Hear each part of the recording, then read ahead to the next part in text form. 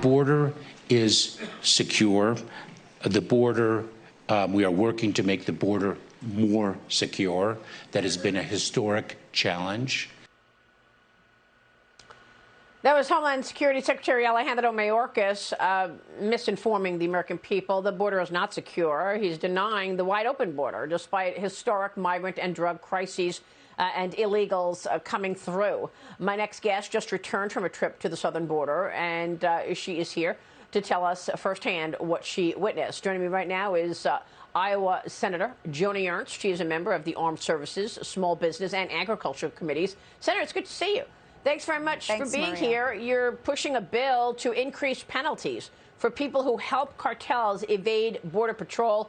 Tell us what you saw and about this bill. Yes, first to address the secure border, that is laughable. The White House press secretary had said that the border was secure last week as well. So a group of senators did go to the border this past week, and what we witnessed was not a secure border. It was a border in crisis, humanitarian crisis. Of course, these drug cartels are pushing drugs across the border. They're human trafficking. They're sending weapons back and forth across the border. And while we were there, we actually did witness a drug cartel spotter on the opposite side of the bank in Mexico. They use these spotters to identify where Border Patrol agents are, and then they will alert the drug cartels to move to another area where there are no Border Patrol agents. So I have introduced a bill that would increase penalties for those that are caught abetting the drug cartels. We feel that it's absolutely necessary, along with a combination of other border security bills. Yeah, I mean, this is a really important point that you make. We understand that the criminal cartels are taking home $200 million a week just on human smuggling.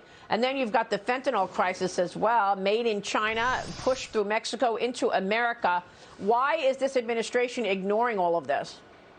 That is a great question, Maria. The administration should not be ignoring this. What we heard was a level of frustration that is beyond anything I've heard from the Border Patrol in recent years. They are very frustrated with the catch and release policies of this administration. This is not a secure border. They are working basically on the efficiency of bringing in illegal migrants. They're given a notice to appear. Many of those folks do not ever appear. They're already in the United States. Why would they come back?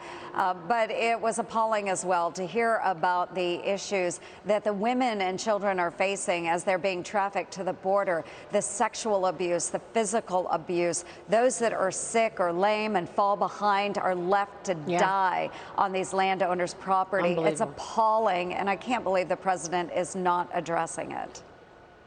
Yeah, it is appalling. I've seen that up close for myself. You're also driving an effort to target Chinese influence in national security contracting. Yes. You want to prevent companies from holding U.S. contracts while they work with Chinese and Russian governments. Senator, we've seen a string of indictments of Chinese work where you've got American citizens working with the CCP. Over the Trump administration, there was a string of indictments related to all of that, and yet this administration seems to be real soft on China. Why, and what do you see in terms of the CCP's involvement in America?